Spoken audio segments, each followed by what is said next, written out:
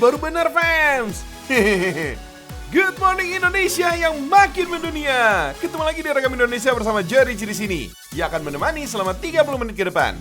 Ya, jadi bocor duluan deh kalau kita mau bahas cabe. Tapi pengucapannya yang bener cabe ya fams. Karena kita kebiasaan aja, jadi sering nyebut cabe. Sekarang kita lagi ada di Kabupaten Magelang, Provinsi Jawa Tengah. Cabe di sini berlimpah fams. Bahkan bisa memenuhi 30% kebutuhan nasional. Di sini kita bukan mau sekedar lihat cabai keriting atau cabai rawit. Ada yang lucu lagi nih. Ternyata di sini juga ada cabai yang dijadikan tanaman hias. Warna cabainya juga lucu-lucu fams. Kalau bentuk dan warnanya beda gini, cara menanamnya juga pasti beda. Kalau untuk menanam benih, ditambahkan irisan bawang merah yang dimasukkan ke dalam wadah berisi air. Kemudian, masukkan bibit cabenya yang udah dijemur. Setelah diaduk, kemudian diamkan selama 12 jam. Weleh, 12 jam fams. Biarin deh ya, yang penting nanti cabenya nggak disemutin kalau udah matang. Karena berkat bawang merah tadi fams. Kalau udah direndam, baru tanam bibit cabenya. Untuk menanamnya juga butuh tanah, arang sekam, dan pupuk kandang. Terus campur deh semua. Kemudian siram dengan air secukupnya. Selanjutnya, tinggal masukkan tuh benihnya ke dalam polybag. Beres deh. Nah, Mas yang dari tadi ngajarin kita nanam cabai hias, namanya Mas John. Beliau ini udah mengembangkan cabai hias sejak tahun 2014. Satu tanaman cabai hias dari Mas John dihargai antara 50.000 sampai 100.000 rupiah. Nih, ngomong-ngomong, cabainya tetap pedas kan Mas? Coba tes Neng, pedesnya beneran apa bohongan? Sekarang mau nyobain buat makan cabai hias. Pedas mas. Pedas. Waduh Mas John, anak orang jadi kepedesan lo tuh.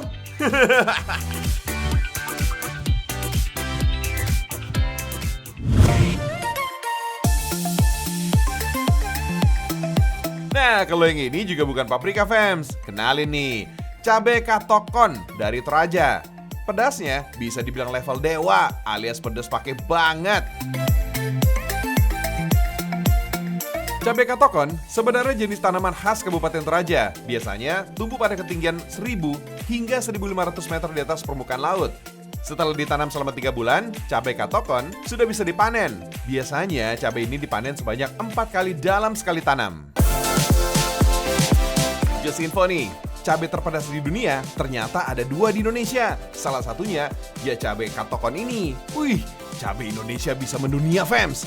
Dibandingkan cabai rawit, tingkat kepedasannya bisa mencapai 6 kali lipat dari cabai biasa. Berarti memang pedas badai dong ya. Menurut penelitian, tingkat kepedasan cabai ini dipengaruhi oleh iklim dan unsur tanahnya. Tanah yang kering bisa membuat cabai semakin pedas. Yang aku fanatik pedas, sampai ketemu di Toraja ya. Kalau saya mah, ampun dah, enggak.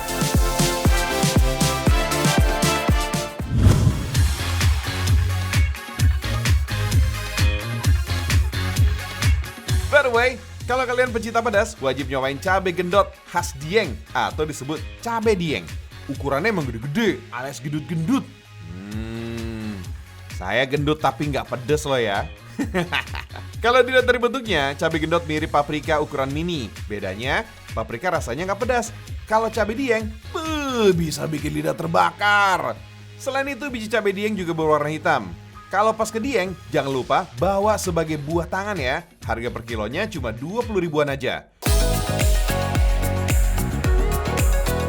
Biasanya, cabai Dieng ini digunakan sebagai tambahan dalam aneka tumisan. Tapi paling enak sih diolah jadi oseng-oseng daging ayam. Bahannya sederhana kok. Cabai gendot, bawang merah, bawang putih, dan tomat. Tinggal diiris-iris. Oh iya fams, biar cabai gendot nggak terlalu pedas, kita bisa buang biji cabainya. Jadi cuma bagian daging cabainya aja yang dipakai. Terus, tumis bumbu sampai aromanya bikin ngiler. Sambil nunggu layu, potong daging ayam yang udah direbus. Ayam yang direbus gunanya untuk menghilangkan bau amis fams.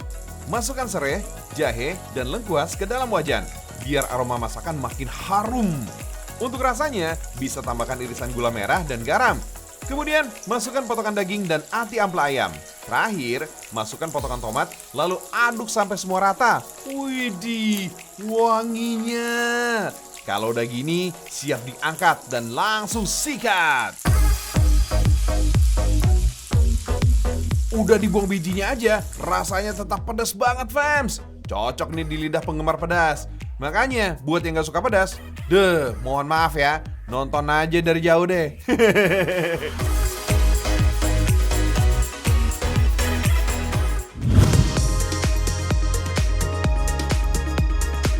Oh iya, fams. Kalau ngomongin cabai dan pedas, di kota Surabaya, Jawa Timur, ada satu sambal yang paling ikonik. Pasti kalau ke Surabaya, pada mampir ke sambal Bu Rudi kan? Padahal, Bulani Siswadi alias Bu Rudi ngakunya nggak ngerti sama sekali soal sambal, fams. Dari yang nggak ngerti soal sambal, tapi sekarang sambalnya dikangenin orang-orang yang tinggal di luar negeri. Padahal wanita kelahiran Madiun tahun 1953 ini katanya nggak lulus sekolah, fams. Kondisi yang serba sulit membuat beliau harus ngorbanin pendidikannya. Pada awalnya, Bu Rudi justru menekuni usaha sepatu, kemudian mulai berjualan makanan khas Madiun, kota kelahirannya. Tapi dengan ketekunan yang setinggi langit, akhirnya sambal kreasi Bu Rudi dikenal banyak orang, sampai bikin kangen orang-orang Indonesia yang tersebar di mancanegara. Wah, bersyukur banget, fams. Di Indonesia ini berlimpah banget cabenya. Saking berlimpahnya, kadang harganya suka naik. Ya itu sih, gimana ya? Salah satu keajaiban dunia sih itu ya. Nah, tapi kebayang nggak? Saking berlimpahnya cabai di Indonesia, sampai ada yang manis. Cabai tapi manis. Itu gimana ya, cabai tapi manis? Yaudah deh, kita lihat aja yang satu ini ya. Penasaran saya.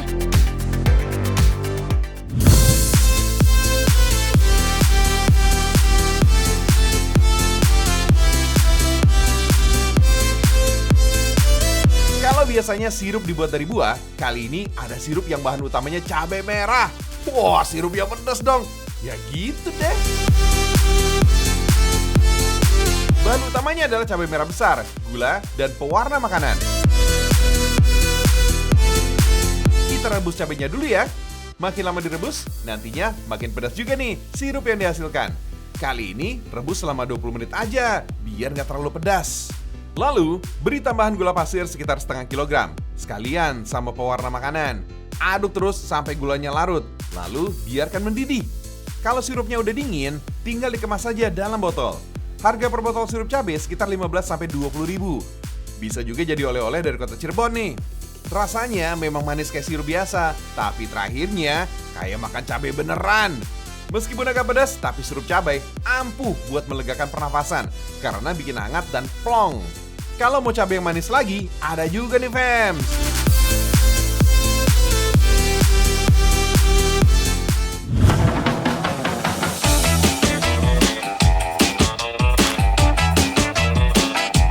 Butet, Uco, kalau kau mampir ke Medan, kau makan tuh cabai yang manis. Karena tidak semua cabai di Medan itu pedas. Kalau tidak percaya, kau coba itu cabai manis. Nah, sudah aku bilang cabai itu manis, Butet. Sekarang kau tengoklah tuh, kenapa cabai bisa manis.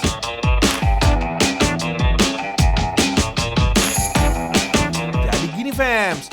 Buat bikin cabainya jadi manis, yang digunakan cabai merah yang ukurannya gede-gede.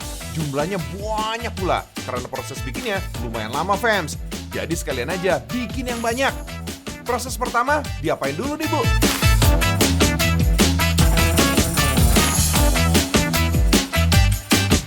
Jadi biji cabainya wajib dibuang, fams. Itu syaratnya kalau mau dibikin manisan atau halua dalam bahasa setempat.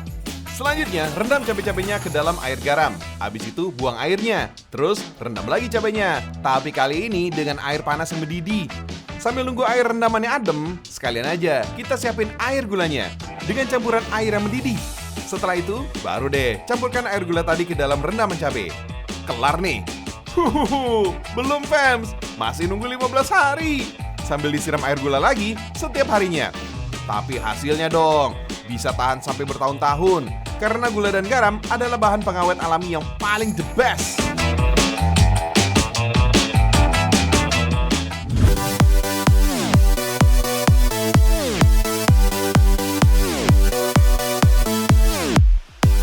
bahas yang pedas-pedas, sekarang kita bahas yang adem-adem ya fams.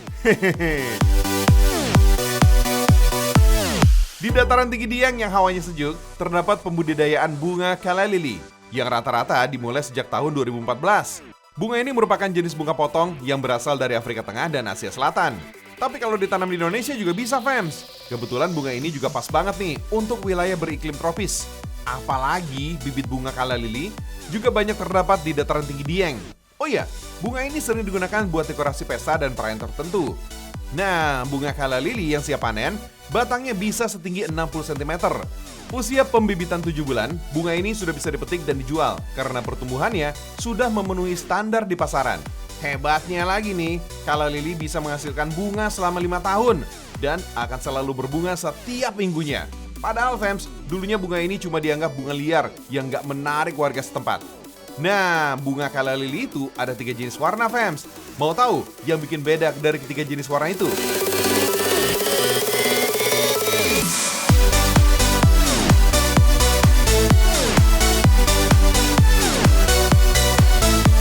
Bunga yang udah dipanen, kemudian dikemas untuk dikirim ke pembeli. Bagian batang bawahnya ditutup dengan kapas, lalu dimasukkan ke dalam plastik bersih. Nah, biar kelopak bunganya nggak hancur fams, harus ditutup plastik bersih juga. Terus, tambahkan air juga ke dalam plastik yang membungkus batang biar tetap segar fams. Satu kelompok petani bisa mengirimkan 2.000 batang bunga per minggunya. Tuh, segitu tinggi permintaannya ya. Bunga calla lily bisa dijadikan sebagai penghias ruang tamu atau kamar tidur di rumah. Gak perlu obat-obatan khusus fams. Kalau bagian batang mulai membusuk, cukup potong bagian bawah yang membusuknya fams. Terus ganti deh airnya. Beres deh.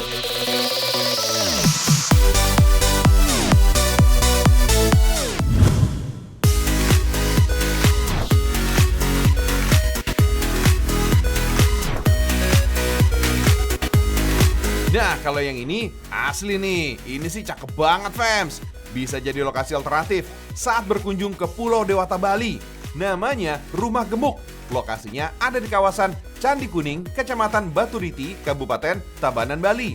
Selain dapat bisa mengabadikan momen, lokasi ini juga nawarin sejumlah menu enak dengan pemandangan yang super duper menarik. Bangunan yang terbuat dari kaca ini menawarkan sejumlah spot menarik dengan berbagai bunga dan tumbuhan subur fams, mulai dari lavender, brahma mulia, dan lainnya. Memasuki area lokasi, kita langsung disambut dengan sejumlah tanaman yang cantik fams. Konsepnya indoor dan outdoor. Ada juga lapangan yang menyerupai altar. Dengan detail arsitektur bangunan yang canggih, suasana dingin di sekitaran Tabanan sangat terasa saat ada di lokasi ini. Cocok banget deh buat quality time bareng orang terkasih. Setelah memasuki kawasan utama, silakan lanjut ke bagian atas. Oh iya, sebelum masuk, kalian juga bakal ditawarkan pemandangan alam Tabanan yang super duper amazing. Lokasi tempat ini juga menyajikan pemandangan Danau Bratan yang merupakan salah satu danau tercantik di Bali. Dibuka beberapa tahun lalu, awalnya tempat ini difungsikan sebagai wedding venue. Jadi buat kalian yang ingin merayakan pernikahan, bisa nih di sini. Kapasitasnya sekitar 200 tamu undangan.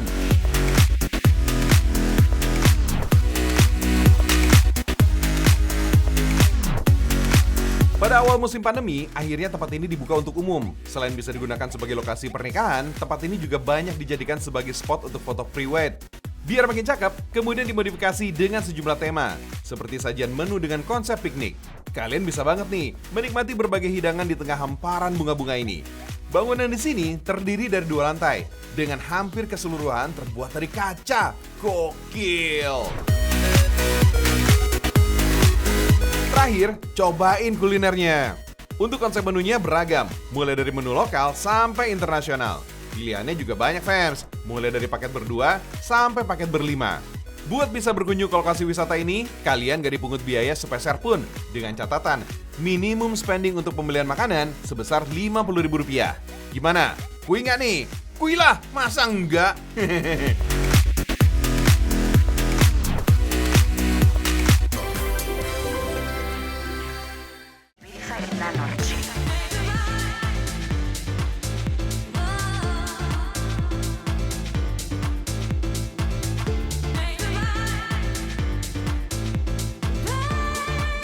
30 menit sudah Ragam Indonesia mengawali pagi kalian. Akhirnya saya Joe Ricci undur diri. Tapi besok saya akan balik lagi, fams. Saksikan terus Ragam Indonesia. Indonesia mendunia.